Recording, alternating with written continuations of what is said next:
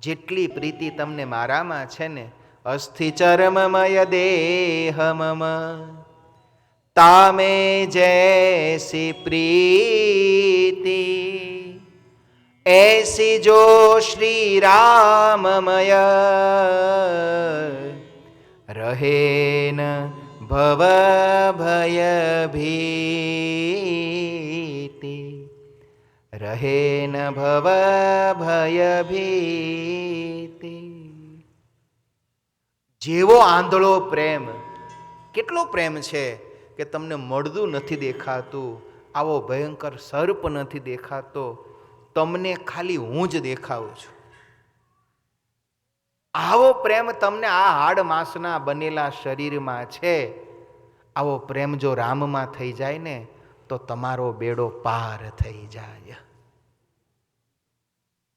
અને રત્નાવલીના શબ્દ તુલસીદાસજીને વાગી ગયા. જો શબ્દ બડો બલવાન હૈ, શબ્દ શબ્દ મેં ફેર. શબ્દમાં તાકાત બહુ છે, પણ જ્યારે અહીં અડી જાય તો કામનું છે. નહીતર ઘણાને બૂઠા જ હોય, ગમે એટલા મારે ને કંઈ વાગે જ નહીં, હેઠા જ પડે. પણ જ્યારે સમય સંજોગ એવો હોય અને જો કોઈ શબ્દ અંતરમાં વસી જાય,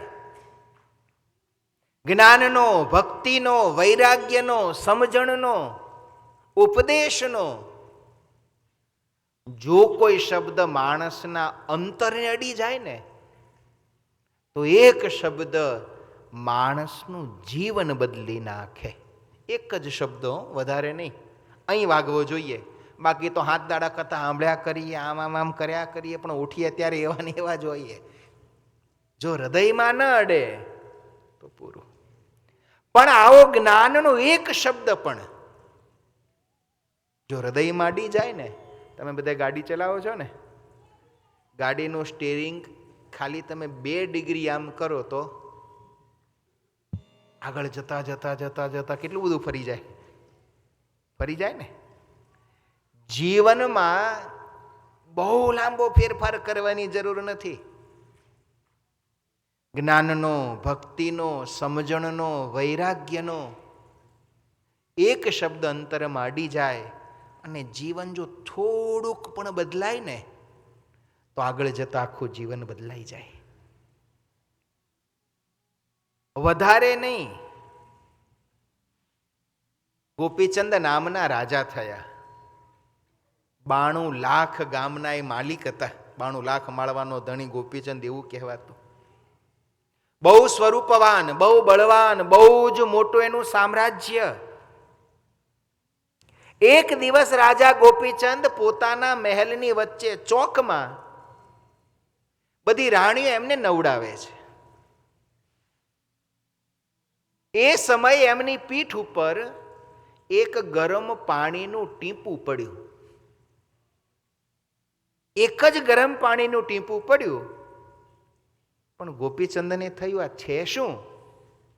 ઊંચે જોયું તો મહેલની અટારીમાં પોતાની માતા મેનાવતીને એમણે રડતા જોયા. પોતાની માતાની આંખમાં આંસુ જોયા, સહન ન થયું, ઉતાવળે ઉતાવળે ભાગ્યા, પોતાની માતાના પગમાં પડ્યા. માં, તારી આંખમાં આંસુ ક્યાંથી આવ્યું? બોલ, તારું વચન કોણે ન માન્યું? તું રડે છે કેમ? તને જેને દુઃખ આપ્યું હોય ને એનું માથું કાપી નાખું. મારી માતાની આંખમાં આંસુ કોણ લાવ્યું? માતા મેનાવતી કહે છે, બેટા એવું કંઈ નથી. તો માતાને રડવું કેમ આવ્યું? માં કહે, બેટા તું નાતો હતો ને, તારી પીઠ ઉપર એક કાળું નિશાન છે, લાખું બર્થમાર્ક છે. આવું જ નિશાન તારા પિતાની પીઠ ઉપર હતું, એટલે મને રડવું આવ્યું. પણ માં, આવું નિશાન મારા પિતાની પીઠ ઉપર હોય એમાં તમને રડવું કેમ આવ્યું? બેટા, જેવું નિશાન તારી પીઠમાં છે એવું જ નિશાન તારા પિતાની પીઠ ઉપર હતું. જેવો તું બળવાન છે એના કરતા પણ વધુ બળવાન તારા પિતા હતા. જેટલું તારું સામ્રાજ્ય છે એના કરતા પણ મોટું સામ્રાજ્ય તારા પિતાનું હતું. જેટલી સંપત્તિ તારા પાસે છે એના કરતા પણ વધુ સંપત્તિ તારા પિતા પાસે હતી.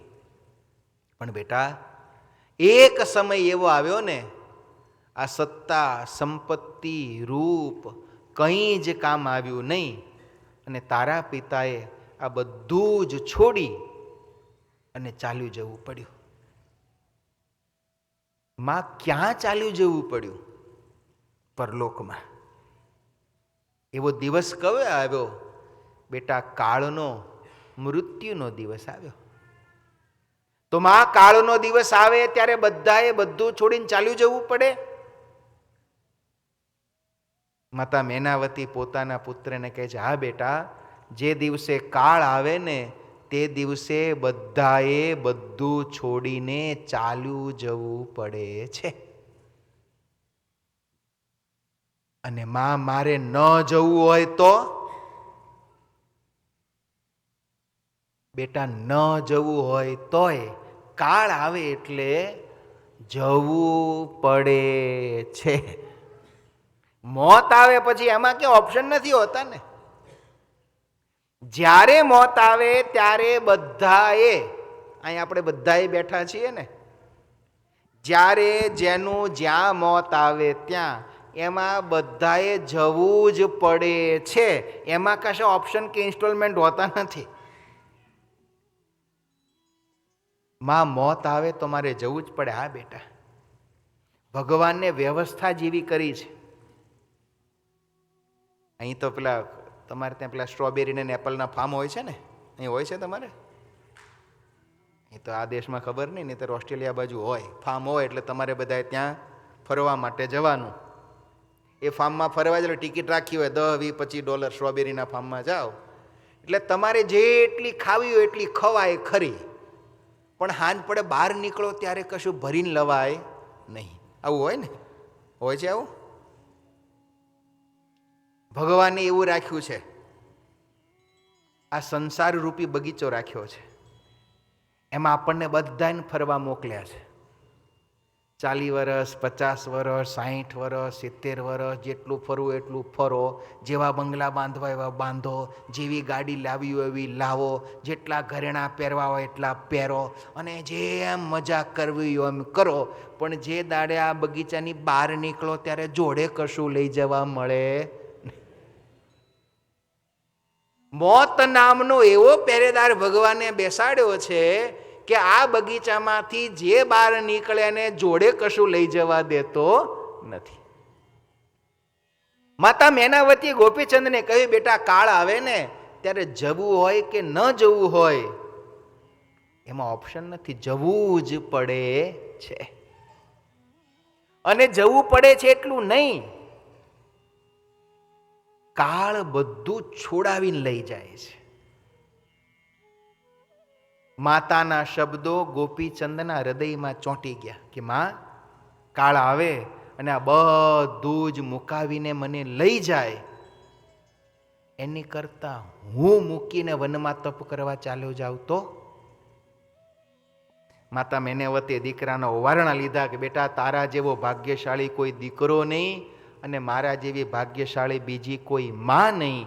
આટલું મોટું સામ્રાજ્ય ત્યાં ને ત્યાં મૂકી અને ગોપીચંદ વનના માર્ગે ચાલ્યા ગયા. જેના હૃદયમાં જ્ઞાનનો શબ્દ ચોંટી જાય એનું જીવન બદલાઈ જાય. તુલસીદાસજીના હૃદયમાં શબ્દ ચોંટી ગયા.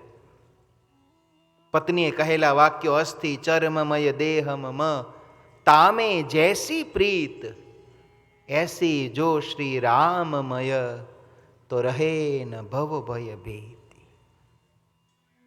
એ જ ઘડીએ ત્યાંથી ને ત્યાંથી ઘર સંસાર છોડી તુલસીદાસજી ચાલી નીકળ્યા.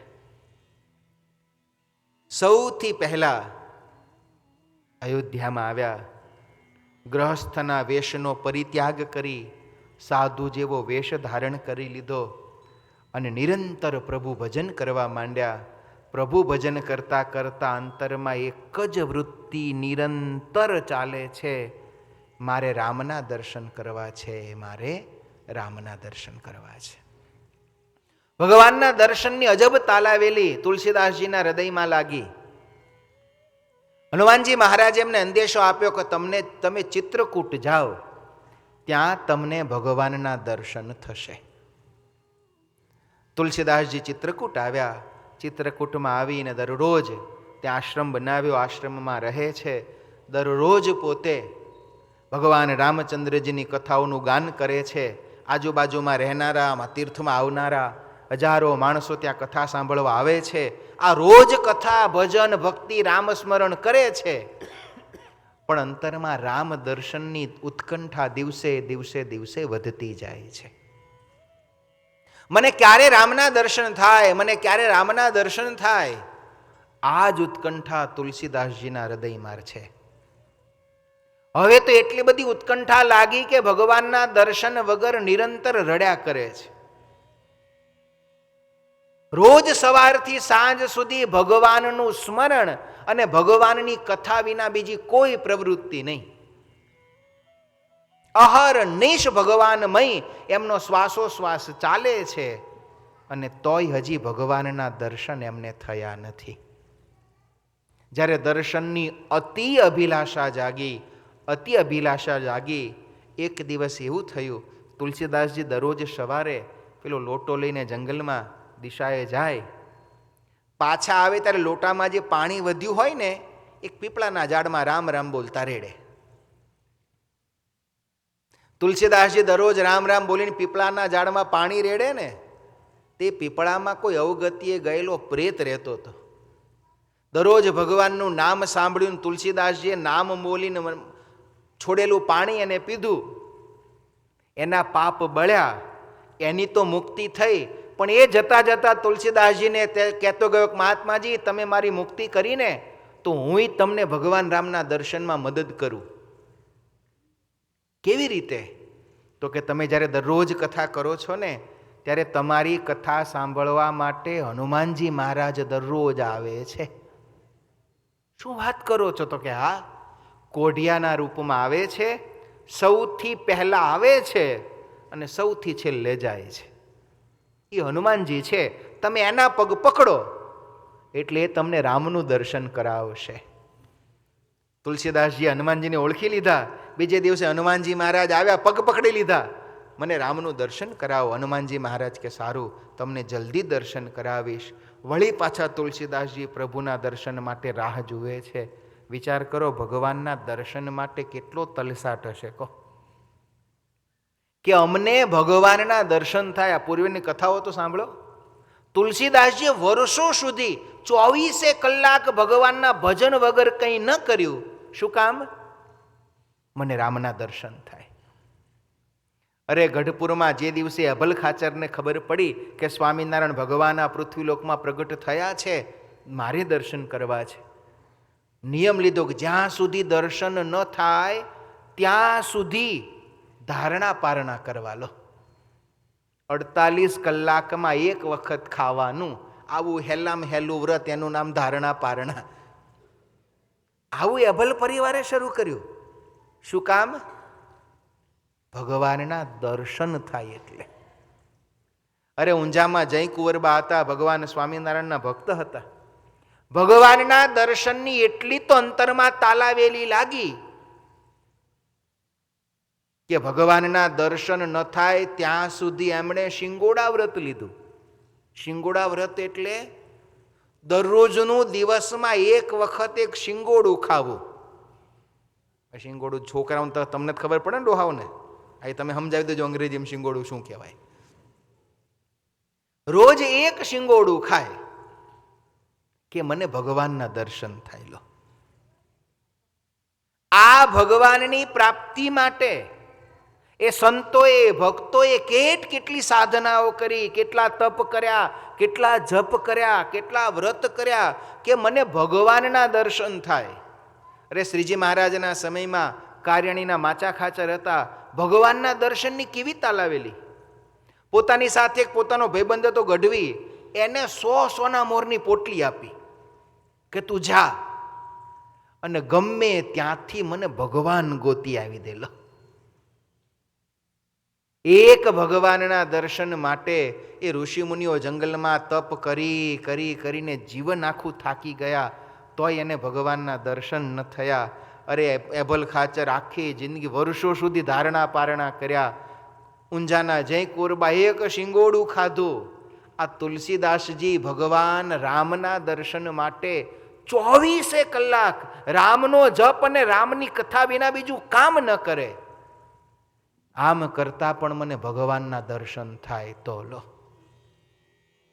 આ બધાએ આટલી સાધના કરી ત્યારે એમને માંડ માંડ કોઈકને ભગવાનના દર્શન થયા. આપણે કેટલા ભાગ્યશાળી, ભગવાને આપણા ઉપર કેટલી દયા કરી છે. ન ગઈ ગંગા ગોદાવરી કાશી,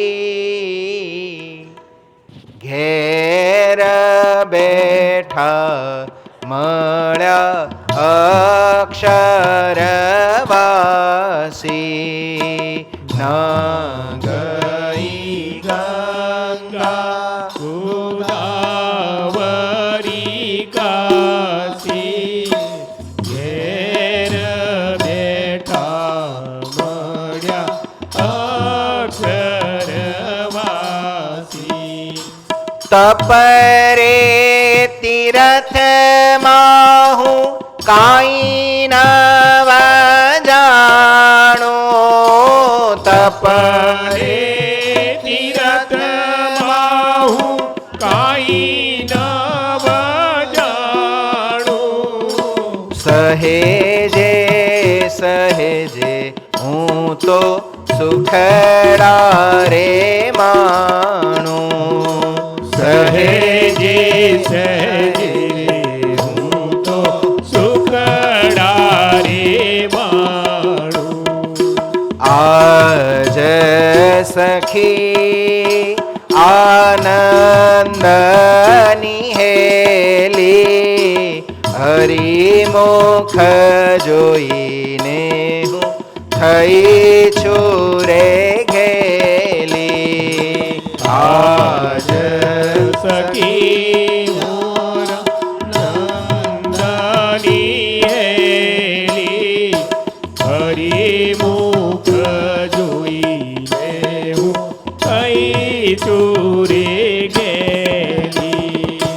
મારે મુનિના ધ્યાન માનવે, મારે મુનિના જ્ઞાન માનવે, તેરે શામળિયોજી મુજને બોલાવે.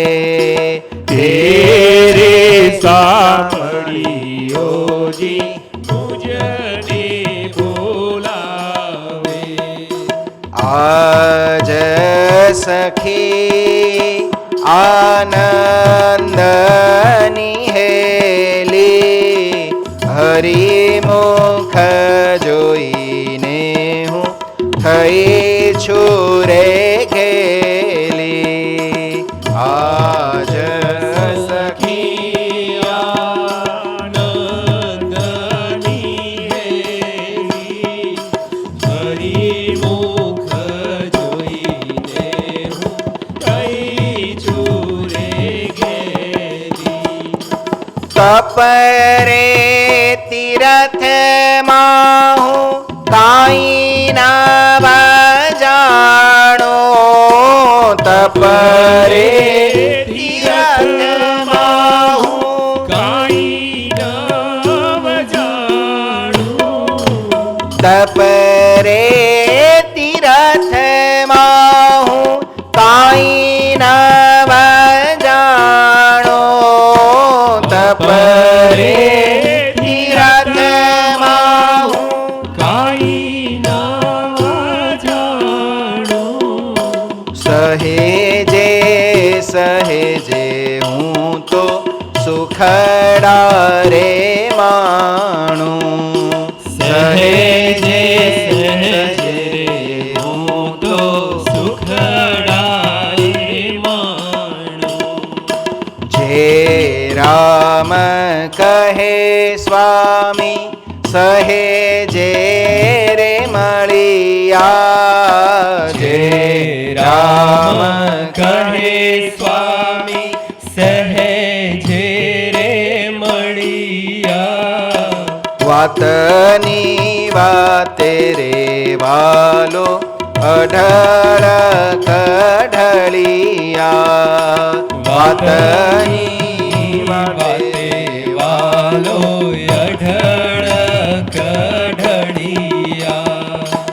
આજ સખી આનંદની હેલી.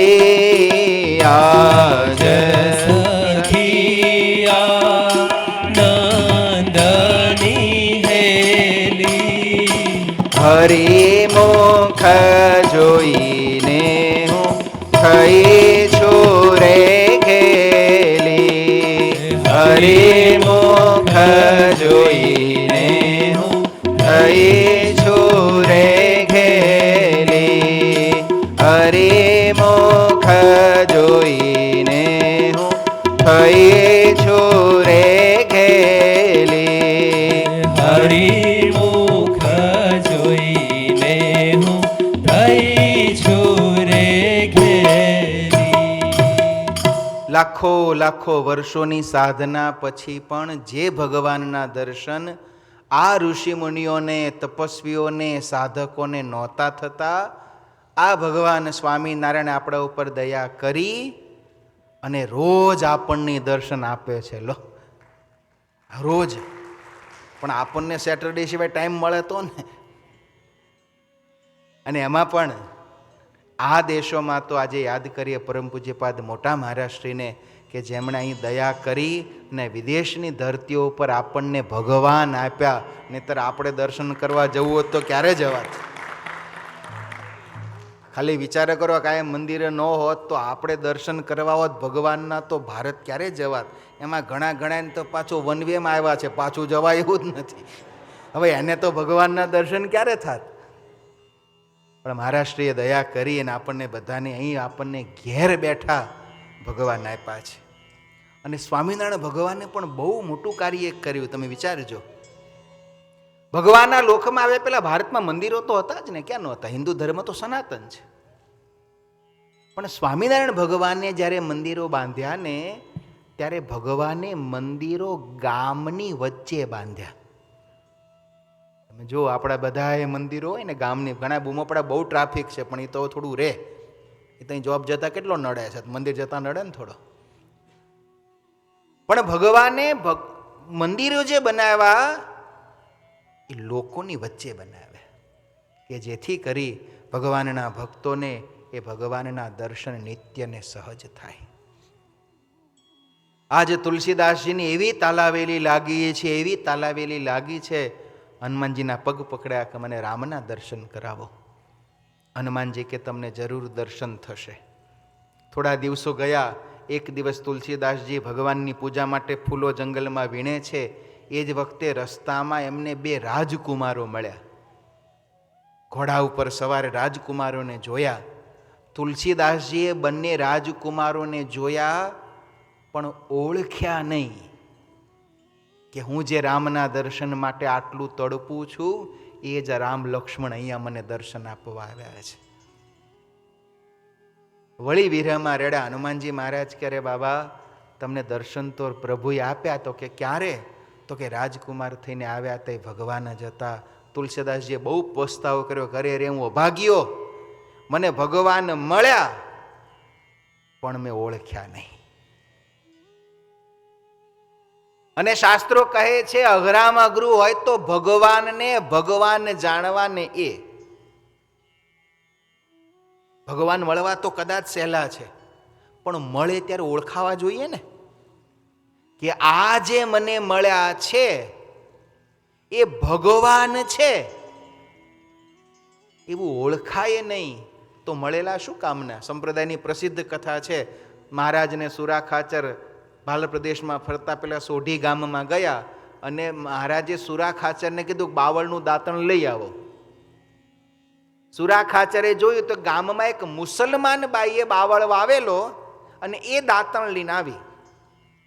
અને મુસલમાન બાઈએ સ્વામિનારાયણ ભગવાનના પગમાં દાંતણ મૂક્યું માથું નમાવી વંદન કરે અને કીધું મુજ પર નજર રખ્યો. ત્યારે ભગવાન કે જા, તારું મુક્તાનંદ સ્વામી જેવું કલ્યાણ. હવે એક બાવળનું વેતનું દાંતણ આપ્યું, એમાં મુક્તાનંદ સ્વામી જેવા કલ્યાણનું વરદાન આપ્યું ને, એ બાઈ ગઈ પછી સુરા ખાચર તો મૂળ કાઠીને એટલે જરાક વાંકું બોલ્યા, મહારાજ અમને શું ખબર કલ્યાણ બાવળમાં હંતાણું હશે, નહીતર અમે તો ભારે ભારે લાવીને મૂકી દેત. મહારાજ કે સુરા ખાચર કેમ આવું બોલો છો? હા મહારાજ, એ બાઈએ કંઠી પહેરી નહીં, તમારું ભજન કર્યું નહીં, ભક્તિ કરી નહીં, વર્તમાન પાળ્યા નહીં, ખાલી તમને એક દાંતણ શું આપ્યું ને તમે તો વળી દયાનો સાગર ઢોળાઈ ગયો સીધો, જાતારું મુક્તાનંદ સ્વામી જેવું કલ્યાણ. પ્રભુ અમે ઘર બાર છોડીને તમારી પાછળ પાછળ ફરીએ છીએ, તમે જેમ રાખો એમ રહીએ છીએ, અમારું નામ નહીં તમારા નામે ઓળખાઈએ છીએ.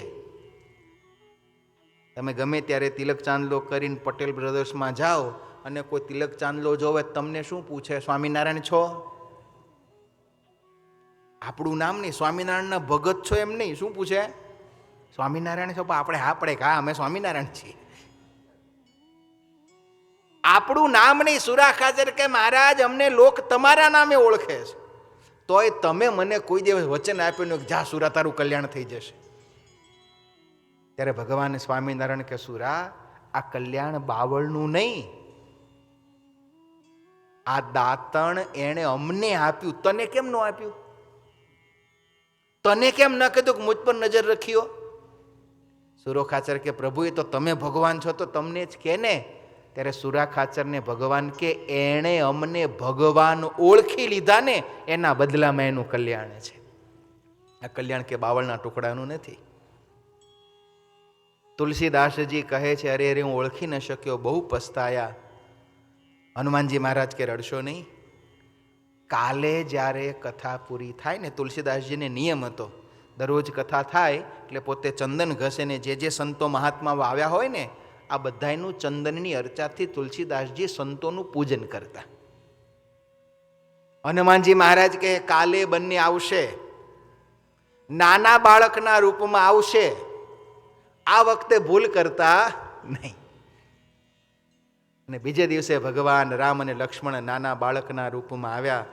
તુલસીદાસજી હવે તો હનુમાનજી મહારાજે કહેલું એટલે ભૂલ કરી નહીં. ખબર પડી ગઈ કે આ તો મારા ઈષ્ટ રામ છે, જેના દર્શનની વર્ષોથી તાલાવી લેતી, એ ભગવાનને જોયા.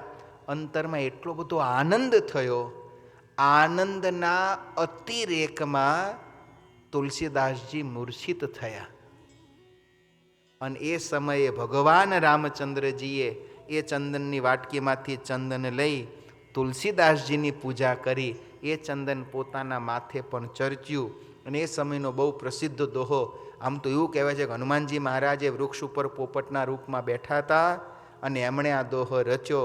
ચિત્રકૂટ કે ઘાટ પર ભઈ સંતન કી ભીડ, તુલસીદાસ ચંદન ઘસે ઓર તિલક કરે રઘુબીર. ભગવાનના દર્શન થયા. તુલસીદાસજીનું જાણે જીવનનું હવે તમામ કાર્ય પૂર્ણ થયું. પણ ત્યારે ભગવાને જેમને સ્વપ્નમાં કહ્યું કે તમે અયોધ્યા જાઓ અને મારા ચરિત્રોનો તમે એક ગ્રંથ લખો. તુલસીદાસજી અયોધ્યા આવ્યા. સૌ પ્રથમ એમણે ગ્રંથ સંસ્કૃતમાં લખ્યો, પણ જે રાત્રે લખે બધું સવારે ભૂસાઈ જાય. જે રાત્રે લખે એ સવારમાં ભૂસાઈ જાય. ચિંતા થઈ. શિવજીએ સ્વપ્નમાં આવીને કીધું કે તમે ગિરા ગિરવાણામાં ગ્રંથ લખો.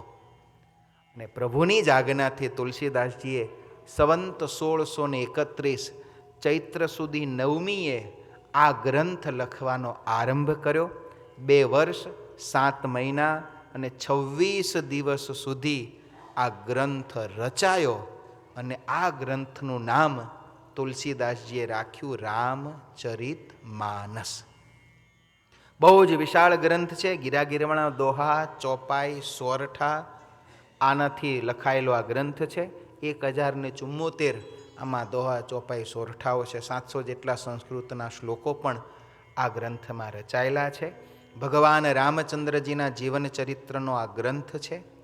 જેમાં ભાગવત આપણે સાંભળીએ તેમાં 12 સ્કંદ આવે, સત્સંગી જીવન સાંભળીએ તો 5 પ્રકરણ આવે, સંત્સગી ભૂષણ સાંભળીએ તો 5 અંશ આવે. એમાં ભગવાન રામચંદ્રજીના જીવન ચરિત્રને આ ગ્રંથમાં તુલસીદાસજીએ 7 વિભાગમાં વહેંચ્યો છે. જેને 7 કાંડ એવું નામ આપ્યું છે. કાંડ એટલે સ્કેન્ડલ નહીં હો, કાંડનો ગુજરાતી ભાષા એવી છે, પણ કાંડ એટલે કંડિકા, કંડિકા એટલે ડાળી. આ એક રામ ભગવાનનું ચરિત્ર એ થડ છે અને એની આ 7 ડાળીઓ છે. બાલકાંડ, અયોધ્યાકાંડ, અરણ્યકાંડ, કિષ્કિંધાકાંડ, સુંદરકાંડ, લંકાકાંડ અને ઉત્તરકાંડ, આ 7 વિભાગમાં વહેંચાયેલો આ ગ્રંથ છે. આ ગ્રંથ રચાયા પછી તુલસીદાસજી જ્યારે આ ગ્રંથની કથા કહેવા લાગ્યા, ચોપાઈઓ ગાવા લાગ્યા, દોહા ગાવા લાગ્યા, ત્યારે લોકોને પોતાની ભાષામાં ભગવાનના ચરિત્રો મળ્યા. એટલે લોકો પણ આ દોહા ચોપાઈઓ ખૂબ ગાવા લાગ્યા.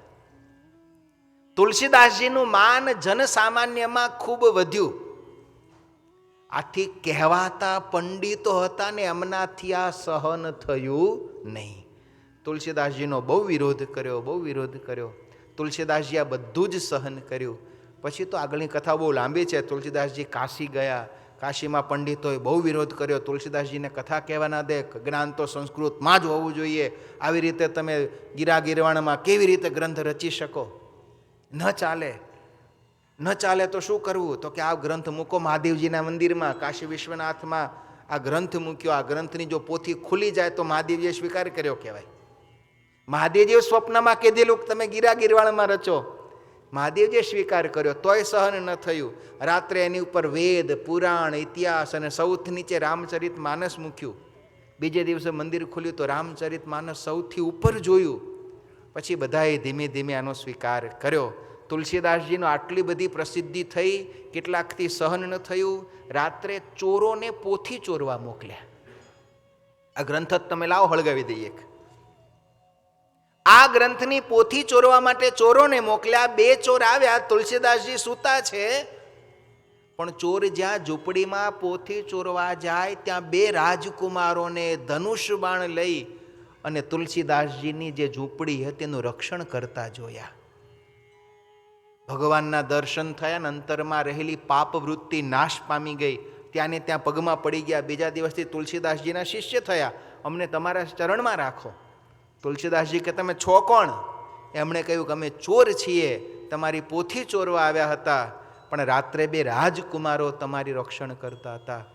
તુલસીદાસજીને બહુ રુદન આવ્યું, બહુ રડ્યા. અરે રે, આ પોથી માટેથી મારા પ્રભુએ રોજ રાત્રે ઉજાગરો કરવો પડે છે, આવી પોથી મારે જોતી જ નથી. પોતાના શિષ્યતા ટોડરમલ એને આપી દીધી ને પોતે ત્યાંથી ચાલી નીકળ્યા. ટોડરમલે વિચાર કર્યો કે આવું અમૃત સ્વરૂપા ભગવાનની કથાઓ જો વિસરાઈ જશે તો, એટલે એમણે બહુ જ બુદ્ધિ વાપરી અને આજે તુલસીદાસજીએ રચેલો જે ગ્રંથ હતો એની કોપીઓ ઉતારવા માંડી. ભલે ને એક હળગાવી દે તો 1000 કોપીઓ થઈ જાય તો આ જ્ઞાન ક્યારે નાશ પામે નહીં. અને પછી તો વર્ષો સુધી આ કથાઓ ગવાણી, અનેક મુખોમાં કથા ફરી. તુલસીદાસજીએ ઘણા બધા પોતાના જીવનમાં કુલ 12 ગ્રંથો તુલસીદાસજીએ રચના કરી. રામલીલા નહું છું, વૈરાગ્ય સંદીપની, રામાજ્ઞા પ્રશ્ન, જાનકી મંગલ, પાર્વતી મંગલ, ગીતાવલી, કૃષ્ણ ગીતાવલી, બરવે રામાયણ, દોહાવલી, કવિતાવલી અને સૌથી છેલ્લો ગ્રંથ તુલસીદાસજીએ પોતાના જીવનનો રચ્યો, વિનય પત્રિકા, કે જેમાં એમણે રામાયણના બધા રહસ્યો લખ્યા. ખૂબ સાહિત્યની સેવા કરી, અનેકને એમણે ભગવાનના માર્ગે વાળ્યા. તુલસીદાસજીના જીવનના ઘણા બધા પ્રસંગો છે, પણ સમયની મર્યાદામાં આપણે બધા પ્રસંગો ન લઈ શકીએ. જીવન પર્યંત સાહિત્યની ભગવાન રામચંદ્રજીનું ભજન કર્યું. આવો અણમોલ ગ્રંથ આપણને સૌને આપી સંવંત 1680 શ્રાવણવદી સપ્તમીના દિવસે કાશીમાં આશી ઘાટ ઉપર જ આવા મહાન સંતે પોતાનું જીવન કાર્ય પૂર્ણ કર્યું. આવા તુલસીદાસજીએ રચેલો રામચરિત માનસ ગ્રંથ છે. આ ગ્રંથની જ્યારે એમણે રચના કરી, આ ગ્રંથનો મહિમા લખતા તુલસીદાસજીએ 2 શબ્દ એવા લખ્યા, રામચરિત માનસ એહી નામા, સુનત શ્રવણ પાવઈ વિશ્રામા, મન કરી વિષાયા નલબન જરઈ, હોઈ સુખી જો એહી સર પરઈ. આ ગ્રંથનો મહિમા લખતા તુલસીદાસજીએ લખ્યું, રામચરિત માનસ એહી નામા. આનું નામ રામચરિત માનસ છે. સુનત શ્રવણ પાવઈ વિશ્રામ. આ ગ્રંથ જે સાંભળશે એના હૃદયમાં પરમ શાંતિની પ્રાપ્તિ થશે. આપણે ત્યાં કહેવાય છે કે રચનાકારે જેવા ભાવથી રચના કરી હોય એની રચનામાં એનો ગુણ રહે. સાદી ભાષામાં કહું તો બનાવતી વખતે બનાવનારા મગજમાં જેવા વિચાર હોય એવા ગુણો એમાં આવે. રસોઈ બનાવતા બનાવતા બહેનોએ દાજમાં પરાણે બને કારા રોજ અડધી રાત સુધી લોહી પીવે છે, હરખું ઠેકાણું પડવા દેતા નથી. પછી એમાં સ્વાદ ભલે ગમે તેવો હોય પણ ગુણ કયો આવ્યો? ક્રોધનો. એટલે એ રસોઈ જે જમે એના અંતરમાં પણ ક્રોધનો જ ભાવ જન્મે. આ બહુ જ સૂક્ષ્મ સાયકોલોજી છે, જે આપણો ધર્મ આપણા ઋષિમુનિઓ વર્ષોથી જાણતા હતા. એનું વર્ણન પણ કર્યું, એ આપણને શીખવાડ્યું પણ ખરું, પણ આપણે હજી એને સમજી શક્યા નથી, અથવા તો હજી કારણ કે ઋષિમુનિઓએ કહ્યું છે એટલે સ્વીકારી શક્યા નથી. હમણાં કોઈક ડૉક્ટરો કહેશે તો પછી પાછા આપણે માનીશું ખરા. આપણો સ્વભાવ એવો છે ને, ધર્મગ્રંથો કહે, ઋષિમુનિઓ કહે, ભગવાન કહે તો ન મનાય, પણ કોઈ ડૉક્ટર વિજ્ઞાનના નામે કંઈક કહે તો સાચું હશે. કે હમણે ગૂગલમાં આવ્યું એટલે સાચું, ગીતામાં આવે બધું ખોટું. આ ગ્રંથ જ્યારે તુલસીદાસજીએ રચના કરીને ત્યારે કોઈ તુલસીદાસજીને પ્રશ્ન કર્યો હતો કે તમારે શું કામ આ ગ્રંથ રચવો છે? તુલસીદાસજીએ જવાબ આપ્યો હતો, મને કોઈ વિદ્વાન માને એટલે મારે આ ગ્રંથ નથી લખવો. સ્વાંતઃ સુખાય તુલસી રઘુનાથ ગાથા. મારા અંતરમાં મને સુખ થાય એટલા માટે મારે આ ગ્રંથ રચવો છે. અને વર્ણાનામર્થ સંજ્ઞાનામથી એમણે શરૂઆત કરી, અને જ્યારે આખો ગ્રંથ પૂરો થયો ને ત્યારે છેલ્લો શબ્દ તુલસીદાસજી લખ્યો, પાયો પરમ વિશ્રામ. આ ગ્રંથ રચવાથી મને અંતરમાં પરમ શાંતિની પ્રાપ્તિ થઈ છે. એટલે તુલસીદાસજી કહે છે આ ગ્રંથ પણ જે શ્રદ્ધા અને મહિમાથી ગાશે, સાંભળશે, એ સૌને પણ પરમ શાંતિની પ્રાપ્તિ થશે. અને મન કરી વિષય અનલ બન જરઈ. વિષય વાસનાના જંગલમાં જેમ આગ લાગે ને બધાય પશુઓ બળે, એમ માણસનું મન પણ જાત જાતના વિચારોમાં, વાસનાઓમાં, ઈચ્છાઓમાં, કામનાઓમાં, ક્રોધમાં, લોભમાં જે બળે છે, માણસના બળતા મનને હોય સુખી જોઈ સર પરઈ. જે આનું શ્રવણ કરશે, આનો આશ્રય કરશે, એને પરમ શાંતિની પ્રાપ્તિ થશે. એવો મનને શાંતિ આપનારો, આપણા જીવનની ઉન્નતિ કરનારો એવો અલૌકિક ગ્રંથ છે. આવો તુલસીદાસજીના ચરણોમાં વંદન કરી, ભગવાન રામચંદ્રજીના ચરણોમાં વંદન કરી, હનુમાનજી મહારાજના ચરણોમાં વંદન કરી, આપણા મંદિરમાં બિરાજમાન ભગવાન શ્રી હરિકૃષ્ણ મહારાજના ચરણોમાં વંદન કરી અને આ ગ્રંથનો આપણે શુભારંભ કરીએ છીએ. રામચરિત માનસના 7 કાંડમાંથી પહેલો કાંડ છે બાલકાંડ. ગ્રંથના આરંભમાં સૌથી પહેલા તુલસીદાસજીએ ગણપતિજીને, સરસ્વતીજીને વંદના કરી છે. ત્યાર પછી શિવ અને ભવાનીને વંદના કરી છે. આખું વંદના પ્રકરણ છે. રામાયણના બધા પાત્રોને તુલસીદાસજીએ વંદના કરી છે. અરે પોતાના શત્રુઓને વંદના કરી છે. આ બધાને વંદન કરી અને હવે તુલસીદાસજી આ ગ્રંથનો આરંભ કરે છે. ગ્રંથના આરંભમાં પહેલી જ કથા છે ભરદ્વાજ મુનિની. ભારત વર્ષમાં અનેક તીર્થો છે, પણ આ બધા જ તીર્થોનો રાજા હોય ને તો એ પ્રયાગ છે. પ્રયાગ એટલે જ્યાં ગંગા, યમુના અને ગુપ્ત સરસ્વતીનો મેળાપ થાય છે, આને તીર્થરાજ પ્રયાગ એવું કહેવાય છે. સમય જતાં અત્યારે એનું સરકારી નામ અલ્હાબાદ પડ્યું છે, પણ મૂળ એનું શાસ્ત્રોક્ત નામ પ્રયાગ છે. આવા પવિત્ર તીર્થમાં ભરદ્વાજ નામના એક મુનિ પોતાનો આશ્રમ બાંધીને રહે છે. ભરદ્વાજ મુનિ બસહુ પ્રયાગ, ત્યાં રહે છે, ભજન ભક્તિ કરે છે. એવામાં માઘ મહિનાનો મેળો આવ્યો ત્યાં દર વર્ષે, અત્યારે પણ એ પરંપરા ચાલુ છે. માઘ મહિનાનો મેળો આવે એટલે હજારો શ્રદ્ધાળુઓ ત્યાં ત્રિવેણી સંગમમાં સ્નાન કરવા માટે આવે. આવા માઘ માસના મેળામાં હજારો ઋષિમુનિઓ ત્યાં સ્નાન કરવા આવ્યા. 12 ગામથી જે ઋષિમુનિઓ આવ્યા હોય, ભરદ્વાજ મુનિનો ત્યાં આશ્રમ, એટલે બધા એમના આશ્રમમાં રોકાય. આખો મહિનો ત્યાં રોકાય, ત્રિવેણીમાં સ્નાન કરે, ભજન ભક્તિ જ્ઞાન વાર્તા કરે. આ માઘનું પર્વ પૂરું થયું એટલે બધા જ ઋષિમુનિઓ ભરદ્વાજ મુનિની રજા લઈ અને પોતપોતાના આશ્રમમાં જવા તૈયાર થયા. બધા જ ઋષિમુનિઓને ભરદ્વાજ મુનિએ રજા આપી, પણ યાજ્ઞવલ્ક્ય મુનિ ત્યાં આવ્યા છે. ભરદ્વાજ મુનિએ એમના પગ પકડી લીધા અને કહ્યું કે ગુરુદેવ, હું તમને જવા નહીં દઉં. યાજ્ઞવલ્ક્ય મુનિ કહે છે, પણ મુનિવર, કેમ મને રોકો છો? ગુરુદેવ, ઘણા સમયથી મારા મનમાં એક પ્રશ્ન છે, એનો જવાબ હું બહુ વિચારું છું, પણ મને મળતો નથી. મારા મનમાં રહેલી શંકા, મારા મનમાં રહેલો પ્રશ્ન, એનો જવાબ આપવા માટે તો ગુરુદેવ તમે એક જ સમર્થ છો. માટે તમે મારા ઉપર કૃપા કરો, મારા મનની મૂંઝવણ દૂર કરો. સારું. ઊંચા આસન ઉપર યાજ્ઞવલ્ક્ય મુનિ બેઠા, ભરદ્વાજ મુનિ નીચે બેઠા. કહ્યું કે બોલો ભરદ્વાજજી, તમારા મનમાં પ્રશ્ન શું છે? અને ભરદ્વાજ મુનિનો પ્રશ્ન એ આ રામચરિત માનસનો ઉદય છે, બીજ છે. હાથ જોડીને પૂછ્યું છે, ગુરુદેવ, રામ કવન પ્રભુ પૂછું તો હી. આ રામ કોણ છે? બસ આ રામચરિત માનસનો ઉદ્ભવ અહીંથી છે. ભરદ્વાજ મુનિએ યાજ્ઞવલ્ક્ય મુનિને પૂછ્યું કે ગુરુદેવ, આખી દુનિયા જેનું ભજન કરે છે, આ રામ કોણ છે?